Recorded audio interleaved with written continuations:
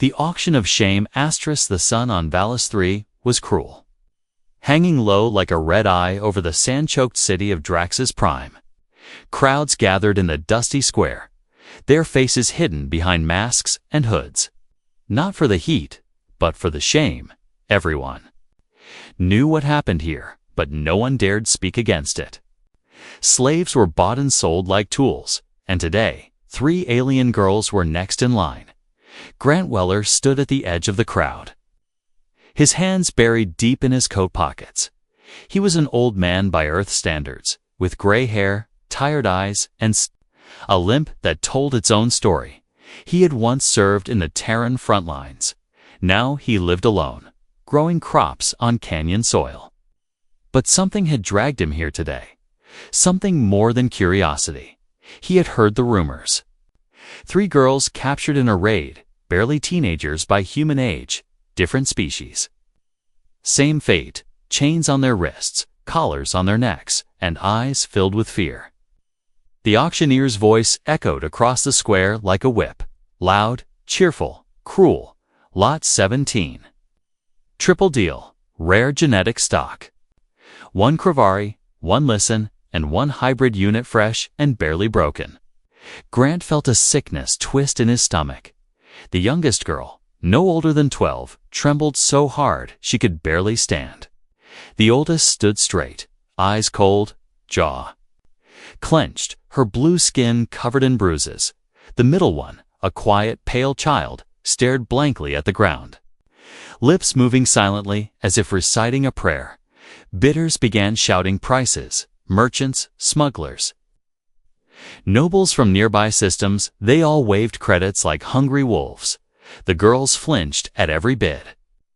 Every loud voice, they knew what was coming. And then Grant raised his hand. The crowd went silent for a moment. Someone near him laughed. What's the old Terran doing? Buying pets for his grave? Another one jeered. He won't survive a week with them. They'll cut his throat. Grant ignored them. He walked slowly toward the platform, every step heavy with age and purpose, when the auctioneer saw him. His grin widened. Well, the famous butcher of Sarvin 5 honors us with his presence, he said mockingly, placing a bid. Old man. Grant pulled a small chip from his pocket and held it up. 10,000 Terran credits, he said. Quietly, the crowd gasped. Sold. The auctioneer roared before anyone else could react. The hammer came down and the chains were unlocked. The girls didn't move. Go with him, the guard barked. He owns you now. Grant knelt slowly, meeting the eyes of the oldest girl. My name is Grant, he said, voice low. You're not slaves anymore. The girl didn't speak. Her eyes flicked to his hand, then to his face. She didn't believe him. The youngest tried to walk, but collapsed, her legs giving out from exhaustion and fear. Grant caught her before she hit the ground, lifting her gently in his arms. She didn't resist. Just buried her face in his shoulder. Trembling, the other 2 followed slowly, still watching him with guarded eyes. They left the square together, the crowd parting around them like wind through ash. No one stopped them. No one helped. Back at his home in the canyon, Grant gave them water, food, and clean clothes. He didn't ask questions, didn't give orders. He just sat by the fire, watching them rest. The youngest girl finally fell asleep. In a real bed, curled up like a child, the middle one sat staring at the fire. Saying nothing, the oldest paced the room, eyes sharp and silent, always watching him. She didn't eat, didn't drink, later that night. Grant placed a blanket on the middle girl's shoulders and turned off the lights. As he stepped into his room and lay down, a cold feeling slid over his spine. The house was quiet, but something was wrong. He opened his eyes, and in the faint glow of moonlight, he saw her. The oldest girl stood at the doorway, a sharp piece of metal in her hand. Her feet were silent on the floor as she stepped closer. She raised the blade, trembling with rage. Fear and confusion, she had been trained to kill her master. To escape the moment he let his guard down, Grant didn't move. He looked her in the eyes and said, "If you're going to do it, wait until after breakfast." She froze. No one had ever said something like that to her, not after buying her like an object. He wasn't afraid, wasn't cruel, and didn't even try to stop. Her grip loosened, and the blade clattered to the floor. She turned and ran, slamming the door behind her. Grant stared at the ceiling, his heart pounding not from fear, but sorrow. He knew this wasn't the end. Tomorrow would be harder, but he wasn't going to run. Not this time. He whispered into the dark, "You're free, even if you don't believe it yet." Asterisk the knife at his throat. Asterisk, it wasn't the pain in his leg that woke him. It was the silence. The kind of silence that holds its breath like the air itself is watching. Grant Weller opened his eyes slowly. The stars outside his window still shimmered in the canyon's dark sky. His home was quiet. Too quiet. He didn't move. His years in war had taught him one thing: danger always walks quietly. And then he felt it. Cold metal touched the skin of his neck, just below his beard. A small hand held the blade, steady but shaking. The girl didn't breathe. She stood over him, her bruised knuckles tight around a jagged piece of scrap metal. Her body was thin but tense, a coiled spring of rage and fear. She had waited until the others slept, till the lights were out and the fire dimmed, until the man who bought them was helpless in bed, and now she stood ready to strike. She had no name, not one she would give him. But the slavers had called her Taylor. She only answered to that when beaten. "Do it," Grant said quietly, his voice calm. "No one will stop you." She blinked, her grip tightening. "Why?" she hissed. "Why aren't you fighting?" "Because you don't want to hurt me," he whispered. "You just want to be free." His eyes weren't afraid. That confused her more than anything. He should have been begging, yelling, grabbing her wrist, but he just looked at her like he already forgave her. Her arm shook, her lip quivered.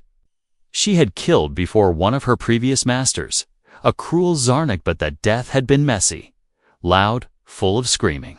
This one was silent, still, patient. She hated it. "I don't believe you," she said, voice cracking. "No one buys girls like us just to let us go." "I didn't buy you," Grant said, slowly sitting up. "I bought your freedom." The blade stayed near his throat, but now it trembled like a leaf in the wind. "I don't understand," she whispered. "Why?" Grant leaned forward slightly, his neck still dangerously close to the blade. "Because someone should have done it for my sister," he said. "But no one did." Taylor's eyes widened. "No slaver talks like that. No buyer shares pain."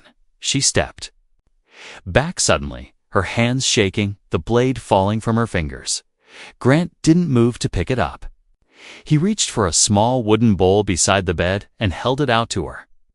"Eat first," he said softly, "then run if you want." She looked at the bowl, steaming with broth, bits of real meat and roots floating inside. Her stomach twisted with hunger, but her pride flared. "I'm not begging," she snapped. "I didn't say you were," Grant replied. Placing the bowl on the floor between them, he stood up slowly, showing his hands, empty, open, unthreatening. "I'll be in the kitchen," he said. "If you change your mind," he walked out of the room. Leaving the door open, Taylor stared at the bowl like it was poison, but the smell crawled into her nose. And after minutes of stillness, she dropped to her knees and drank like her life depended on it. That morning, she didn't sleep. Instead, she watched Grant from the hallway as he chopped vegetables, fed the farm animals, and helped the youngest girl wash up. He didn't scold, didn't touch, didn't even ask questions. He was normal. When she finally entered the room, the middle girler was humming softly. Her fingers brushed the side of the wall like she was memorizing its shape. "She hasn't spoken a word since we were taken," Taylor muttered, not sure why. She spoke. She was too scared. Grant nodded, not pushing the topic. But Era suddenly whispered something, so soft it barely reached them. They put something inside me, she said, her voice dry and shaking. Tayla froze, turning. To her, Ara looked up, wide-eyed and pale. What do you mean? Grant asked gently, kneeling beside her. The girl reached behind her neck and tapped a small bump, barely visible under her skin. It hurts when I try to talk. She whispered, they said it records me. Grant's heart turned cold. He recognized the description on invasive neural tracker, an outlawed device used by slavers to control and monitor captives. Not only did it track movement, it could send pain signals through the spine that meant someone was still listening. Someone dangerous. Tayla grabbed Ara's arm, her voice urgent. Did it flash or vibrate recently? Ara nodded slowly. Last night, when the stars moved, she said. Grant stood quickly and rushed to his old comms panel. He activated a private scanner, modified from his war days. A red signal blinked on the screen strong. Close. Moving. There. Coming, he said sharply. Whoever owns Ara is coming back. Tayla's eyes narrowed, her body shifting into survival mode. Then we kill them, she said. Grant didn't argue, because in the distance, through the dust and sunlight, a black ship was already landing. The chip in Ara's spine, asterisk, the moment the ship touched down, the ground trembled. Dust and ash curled into the air like ghosts fleeing the light inside the canyon walls. Everything went still. Even the wind seemed to pause, listening too.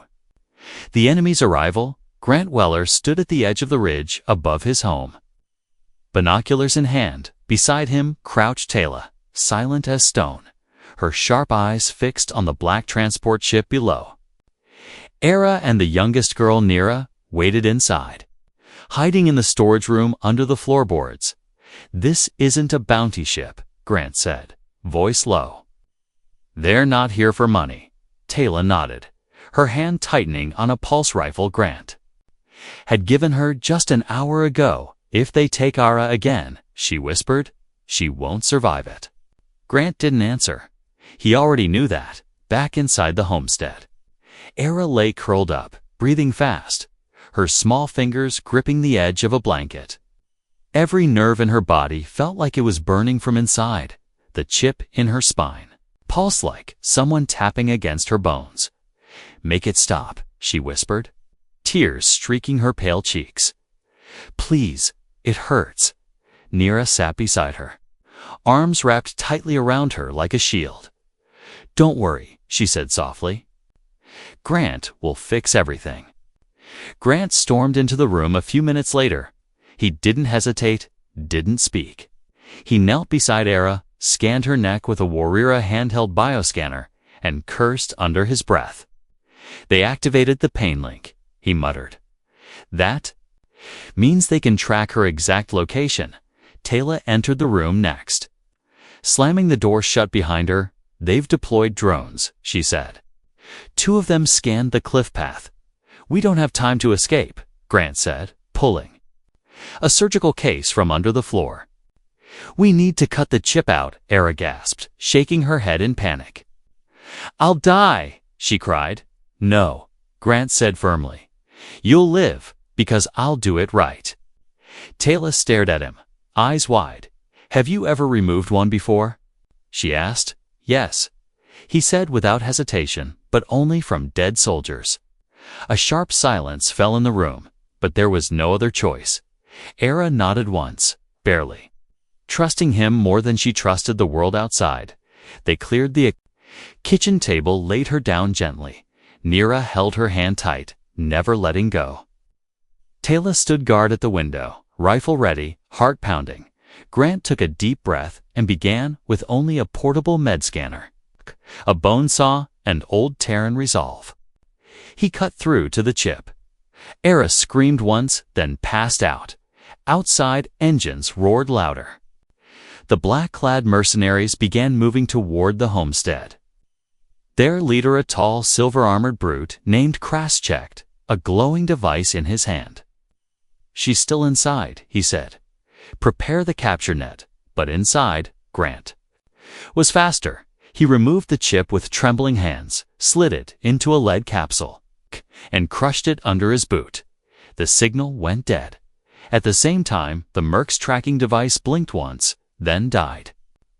Krask cursed and raised his arm, signaling a full assault. Get her alive. Kill the rest, he growled. Bullets rained down on the canyon wall as drones lit up the sky.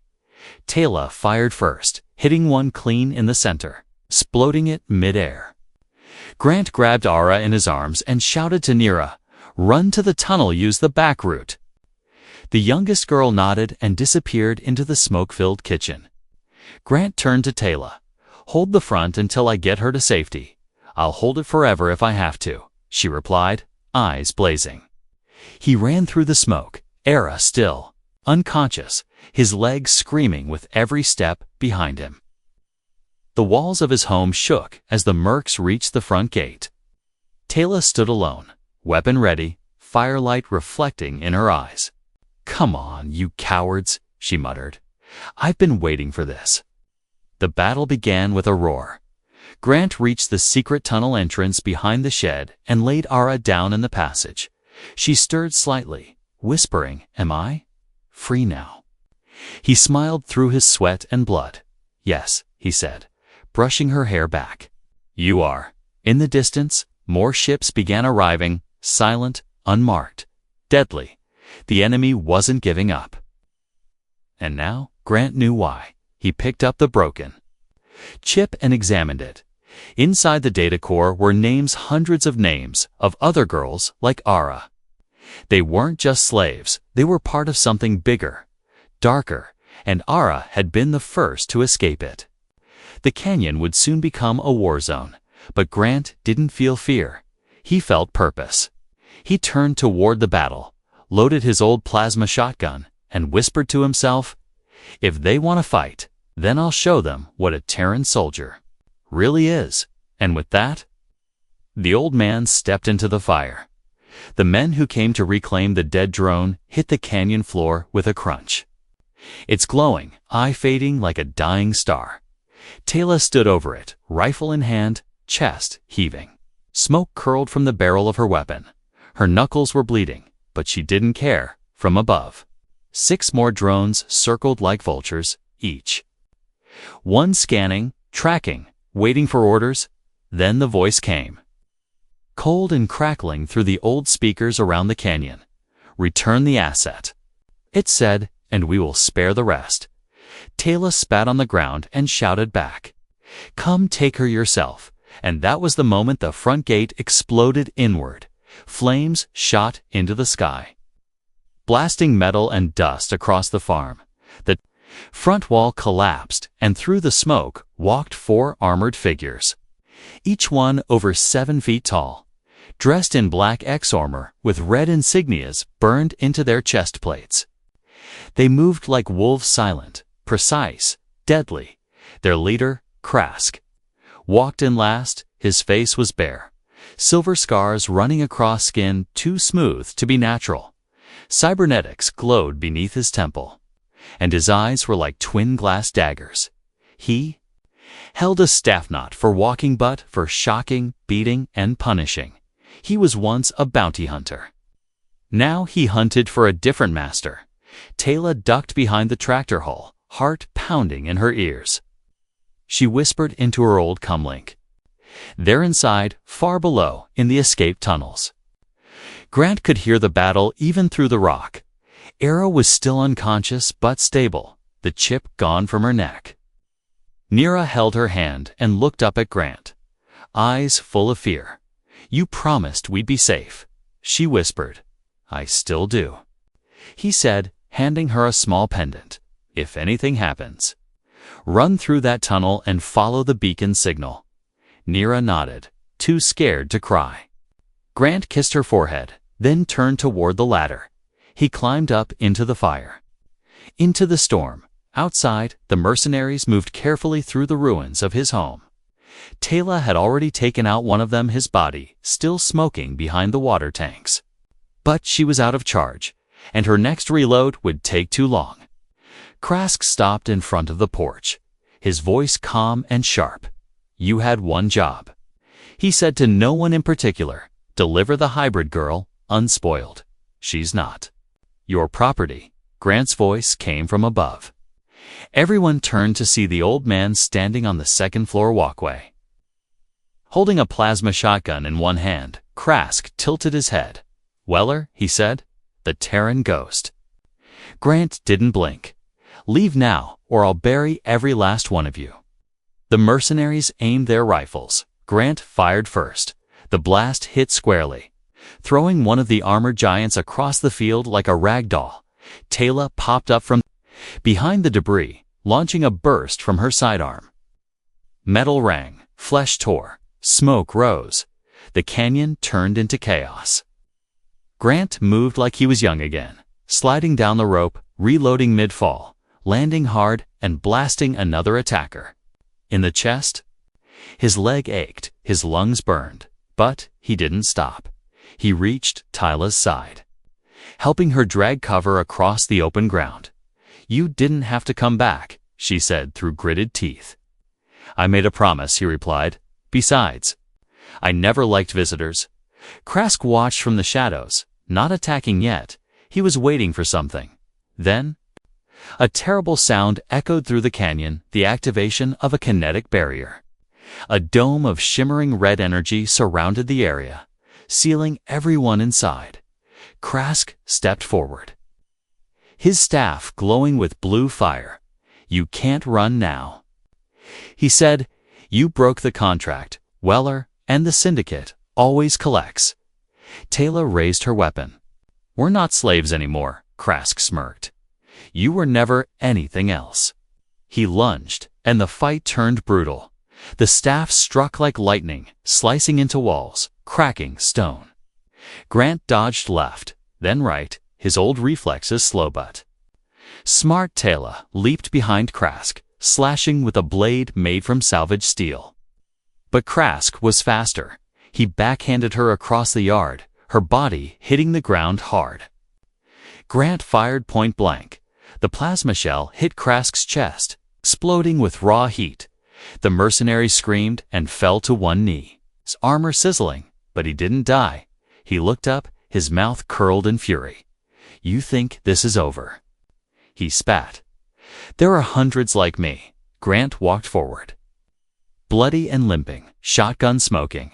He stared Krask in the eyes and said, "Then tell them. Tell every slaver, every monster, every buyer and seller. This place is no longer a market." He lifted the shotgun and slammed the butt into Krask's face, knocking him cold. By morning, only silence remained. 3 mercenaries were dead, 1 unconscious, and the 4th fled during the chaos. Grant collapsed near the fire pit, too tired to move. Taylor dragged herself beside him, sitting in the dust. "I thought you were just an old farmer," she said. "I was," he replied, smiling weakly, "till someone hurt my family." And that's when she realized he had stopped calling them girls. Now, he simply called them family. The quiet before the storm, the canyon had never been this quiet. No engines, no drones, no shouting voices. Only the soft crackle of the fire pit and the gentle wind brushing over the rocks like an apology. Grant Weller sat on the ground.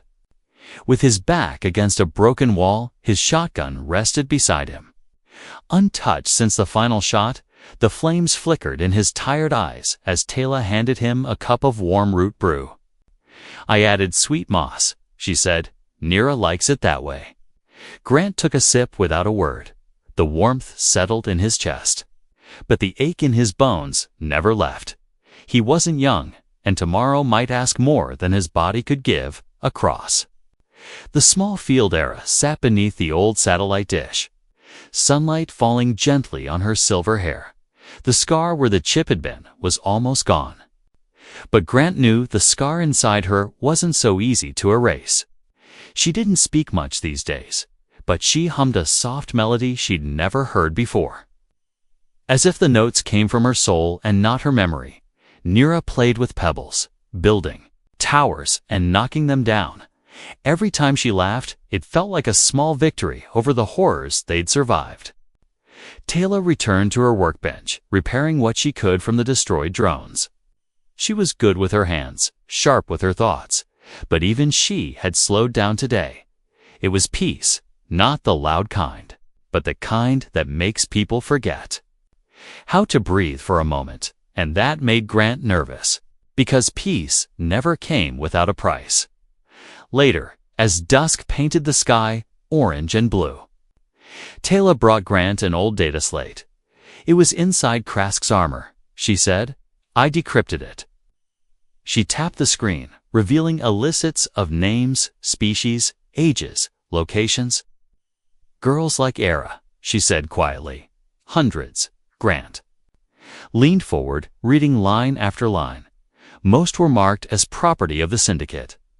Others had red tags labeled missing or sold, but one folder was differently locked. Detailed, fresh Era's name blinked at the top. Her implant data, training logs, buyer interest reports, it was all there.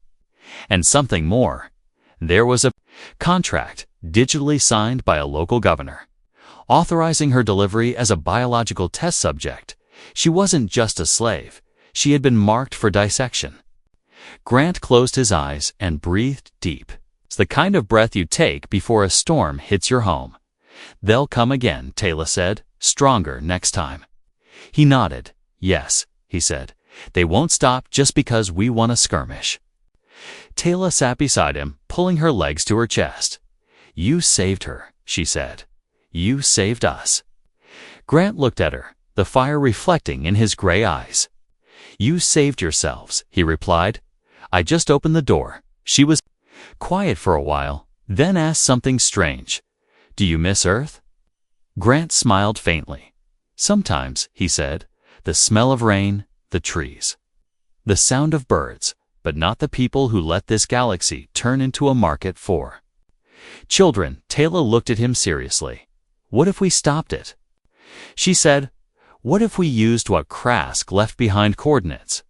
Buyer's base's sand burned it all down. Grant didn't answer right away.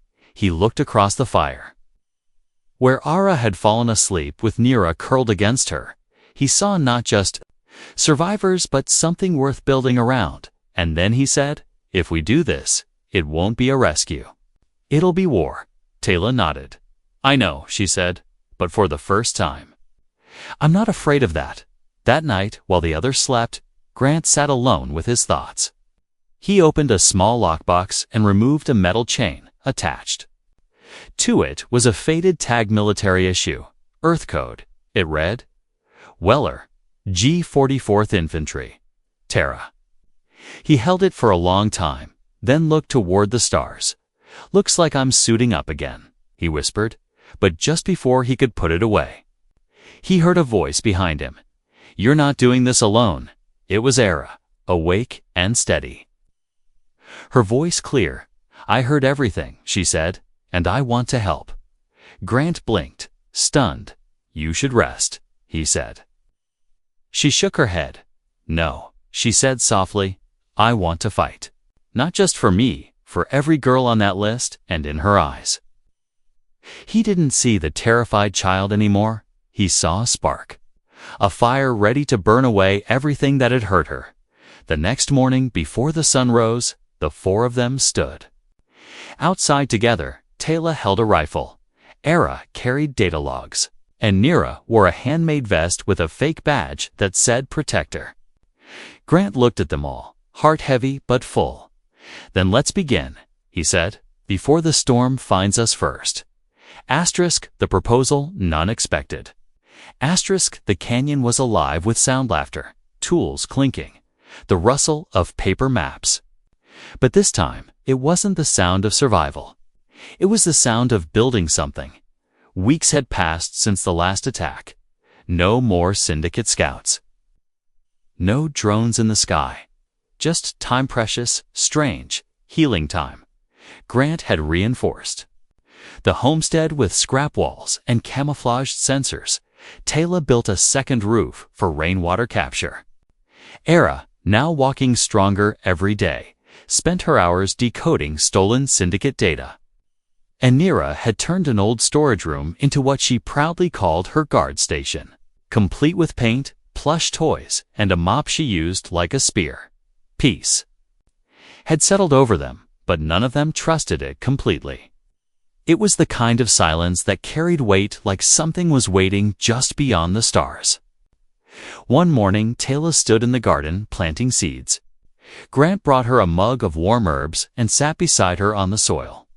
"You've gotten good at this," he said, watching her fingers press the earth. "I like it," she replied. "Feels like something permanent." He smiled, but it faded fast, because he had started to feel something too on ache. Not from his wounds, but from within. He had grown used to seeing them safe, hearing their voices, walking through his home, and finding joy in the simple things, and the thought of leaving them again for war, for revenge, for justice made his chest feel hollow. Later that day, Era approached him holding a tablet, her face serious. "I found something," she said, "a syndicate message." It was a response code sent from deep space to one of the now-destroyed beacons near their canyon. But this message was different. It wasn't about tracking or punishment. It was about negotiation. "Whoever sent this thinks the girls are still for sale," Ara said quietly. "They want to discuss transfer of ownership." Grant felt sick, but Tala's expression changed, not with fear, but with opportunity. "We send them a reply," she said. "We give them a name, a signature." "What name?" Grant asked, confused. Taylor exchanged a look with Ara, then pulled a folded piece of paper from her belt. It was a marriage contract, hand-signed, stamped in 3 colors, using an old interspecies legal format. The name on the form made Grant choke on his breath. G. Weller's spouse and legal guardian, confirmed by voluntary bond. "What is this?" he said, eyes wide. Taylor stepped closer, her cheeks darkening with emotion. "It's how we claim freedom legally on my planet," she explained. "Once you're bonded, no one can take you again." "Not without violating cultural law," Ara added. "We didn't ask before, because we thought you'd say no. But after everything you did, after all the times you could have controlled us, but didn't, we wanted to choose." Grant stared at the form, speechless. "You signed this without telling me," he said slowly. Nira popped in, holding a flower crown and grinning. "I drew hearts on the top," she announced proudly. Grant blinked, then laughed despite himself. "This isn't a joke," he said, though his smile didn't fade. Taylor stepped even closer, her voice softer now. "We're not asking to be your burden," she said. "We're asking to be your family." Ara looked at him, voice barely above a whisper. "You gave us freedom, safety, and choice. Let us give something back." For a long moment, Grant said nothing. He walked out into the open yard, looking up at the stars. His mind raced with doubts, Sage, danger, the war ahead. But then he heard their voices behind him. Laughter, joy, life. Things he never expected to protect again. And he knew, deep down, that this wasn't pity. It was love, not the young kind.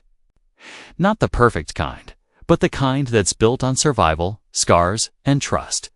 He turned around, his voice quiet but steady. "If this bond makes you safe, if it gives you freedom," he said, "then yes."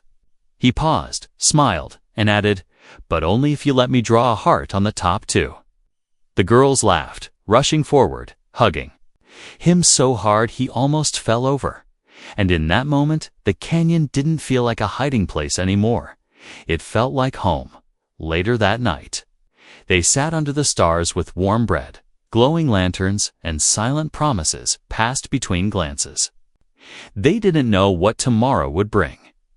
But tonight, they were no longer broken pieces.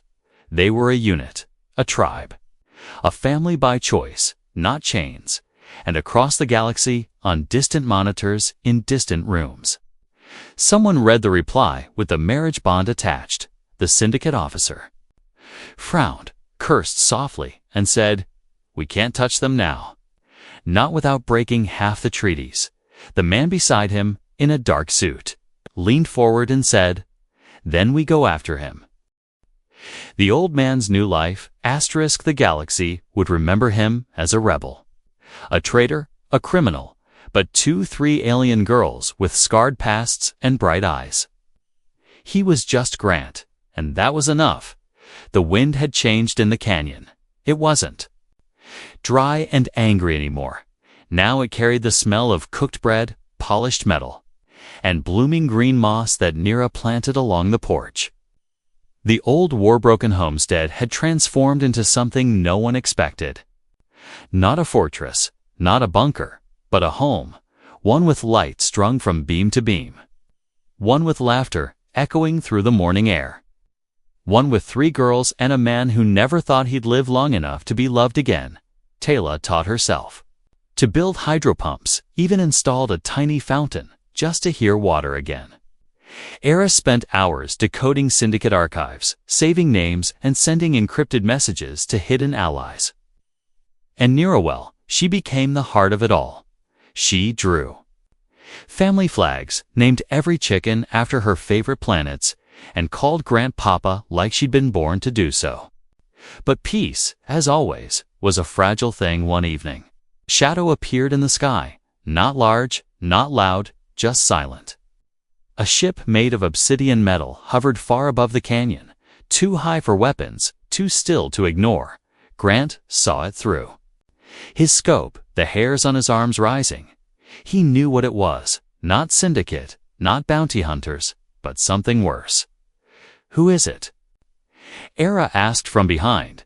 Grant lowered the scope, voice steady but grim. "Lawman," he said. "Galactic Council enforcement." The girls froze. "Can they take us?" Nira asked, her little voice shaking. "Not if we hold the contract." Tayla said firmly, "But they won't come to arrest the family," Grant said quietly. "They're coming for me." The ship didn't land, but a message pinged across the canyon's oldest relay tower. Encrypted, sealed, official. To G. Weller subject. Final offer: your union with classified property violates cross-species adoption treaties, refugee relocation codes, and anti-trafficking. Acts, you are hereby offered one option: surrender, peacefully, and dissolve the illegal bond, or we take them all. The fire inside Grant burned hot. Not the rage of war, but the fury of a man who had given everything, who had saved instead of destroyed, who had earned love through kindness, not force. He walked back into the house, found the marriage documents still hanging on the wall, and ran his fingers over the girls' signatures. He looked at each room, arose shelves of documents, Tyla's scattered tools, Nira's paint-covered rocks, and he whispered, "Over. My dead body?" He walked out again, dragging an old crate from the storage. Inside were the things he swore he'd never touch again: a polished rifle with his family crest, a beacon jammer, a handheld railgun with 1 charge left. "I'm going up," he said, loading each weapon calmly, alone. But before he could reach the ladder, Tayla stepped in front of him. "You're not," she said. Era stood beside her, holding a data core and a transmitter. Nira wrapped her arms around his waist and looked up with watery eyes. "You said we're a family," she whispered. "Families don't let one go alone." Grant's shoulders dropped. He wanted to protect them by being a shield. But they weren't children anymore, not in spirit, not in courage. So he nodded. "All right," he said. "We do this together."